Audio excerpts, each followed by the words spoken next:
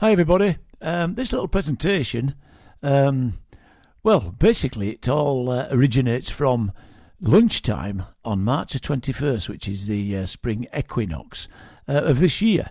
And I was sat outside at noon, eating my sandwich, looking at the angle of the sun.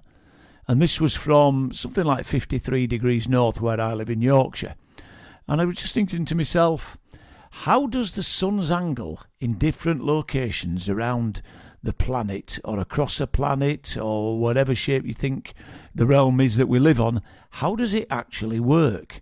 And then I kind of got to thinking, well, how far away is it as well, the sun? Is it 93 million miles away or what? And how big is it?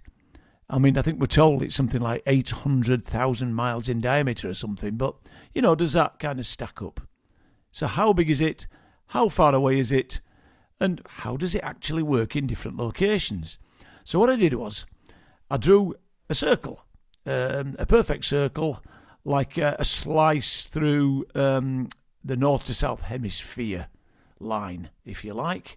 So looking at the world from the side view. So we've got the equator there, north and south pole. And what I did was I worked out on that diagram where 53 degrees north was, and I tried to find a town that fit the bill.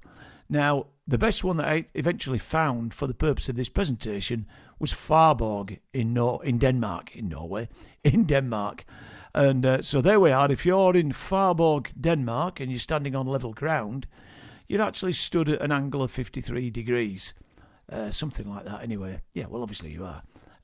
If you're at the equator, directly south of Farborg, you're in a place called Libreville in Gabon, in Africa. And were you to be stood on level ground looking out, that's where you'd be positioned. So if we go back up to Farborg in Denmark, on March the 21st, and as I mentioned, this is a spring equinox in the heliocentric model. Heliocentric model is a globe Earth solar system model. So before we look at the angle of the sun, basically the difference between Farborg and Denmark around that curve there, I've done it as a straight line, but it's actually around that curve, is 3,650 miles. So at 53 degrees north, i.e. Farborg in Denmark, the sun's angle from the horizontal is 37 degrees, which obviously take that away from 90 degrees vertical, gives you 53 degrees left remaining, which obviously you would expect. At the equator, at that very moment, the sun's angle from the horizon, from the horizontal, is 90 degrees, i.e. directly overhead. So what we've got here are two parallel lines, both pointing to the sun. So I asked AI, these direct lines, do they go to the centre of the sun that's 93 million miles away, or what? And the answer was yes, both of these lines point directly to the centre of the sun. And I thought to myself, but that's parallel. Those lines are parallel. So how the chuff can two parallel lines both point to the same centre point? Well, when I asked AI that, it basically started going on about refraction and parallel railway lines going to the same point in the distance, etc. But not particularly convincing. And although, having said that, you look at this model here, and on a globe Earth model, a heliocentric model, it does kind of seem to work, with the exception, or slightly questionable thing about these two parallel lines. But then what I then found out was that, well, NASA say that the Earth is not a perfect sphere. It is an oblate spheroid like that. So basically the poles, north and south pole, are flattened in. So it looks a little bit more egg-shaped. So I thought, well, how does this work then on the noon on March the 21st at the spring equinox? So there we are, 53 degrees north, Farborg. There you go. What you see there is obviously with an oblate spheroid, the actual vertical line from the horizontal at the Earth's perimeter is not a straight line from the Earth's core.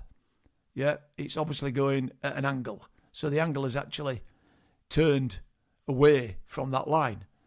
But at Libreville, Gabon, but the sun, just going back to Farburg, Denmark, the angle of the sun at that point is 37 degrees still, but from the horizontal, which gives again 53 degrees from the vertical. In Libreville, in Gabon, the sun's angle from the horizontal is still 90 degrees. So what we've got here are direct lines to the centre of the sun that's still 93 million miles away, allegedly, but they diverge. Yeah, they diverge. I mean, I've exaggerated this slightly. That divergence is something like 0.2 degrees, but I've exaggerated it a bit here, just so that you can see on this slide how it would work and how these lines would diverge. So I particularly found it puzzling that two parallel lines could point direct to the centre of the sun. But according to NASA, it's an oblate spheroid, which adds 0.2 degrees to the kind of flattening of the Earth and drops it down a little bit, which means that the lines are no longer parallel. So by coming up with an oblate spheroid to answer certain criticisms of the globe Earth model, for me, they've certainly introduced another anomaly that maybe they didn't expect people to pick up on. So I then started thinking to myself, okay, so that's how it works on a globe. Well, how would it work on the flat Earth model? So here we go, noon, March the 21st, the spring equinox on the geocentric model. So here we have Farborg in Denmark, 53 degrees north, Libreville, Gabon on the equator, a flat level distance of 3,650 miles. So, as I mentioned in the first two slides, the angle of the sun when you're standing on a flat surface at 53 degrees north is 37 degrees. There we go, right to the centre of the sun. At the equator, the angle is 90 degrees. So take a 90-degree line up and you too can get directly to the centre point of the sun. So these lines are to the centre of the sun. Does this work on this model? Yep, it certainly works.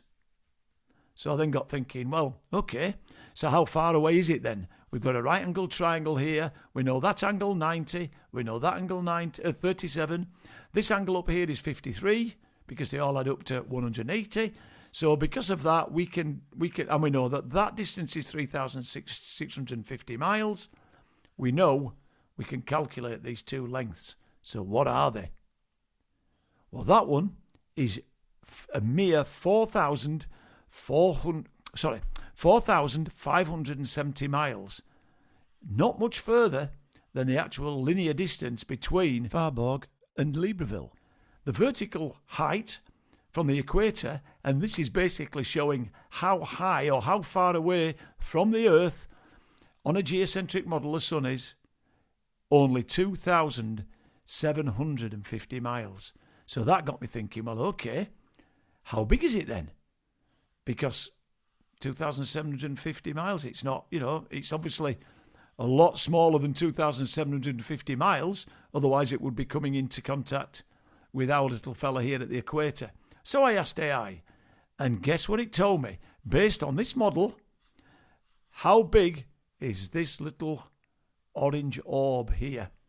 And it told me it was 42 miles in diameter. So there we have it. If you believe we live on a geocentric model, which, as far as the sun's angles are concerned, makes far more sense than a heliocentric model, then that is what we're living with. A sun that's only 42 miles in diameter and 2,750 miles above the Earth's surface. So how about that then? Yep. Not surprising, is it, that if it's only 42 miles wide and it's that close, that when a cloud comes over, it doesn't half make a chuffing difference to the temperature, doesn't it? Well, it certainly does where we live anyway, which is pretty much level with Farborg at 53 degrees north. Anyway, I hope you've enjoyed this little presentation and it gives you something to think about. But if you've got any feedback, please let me know. Cheers.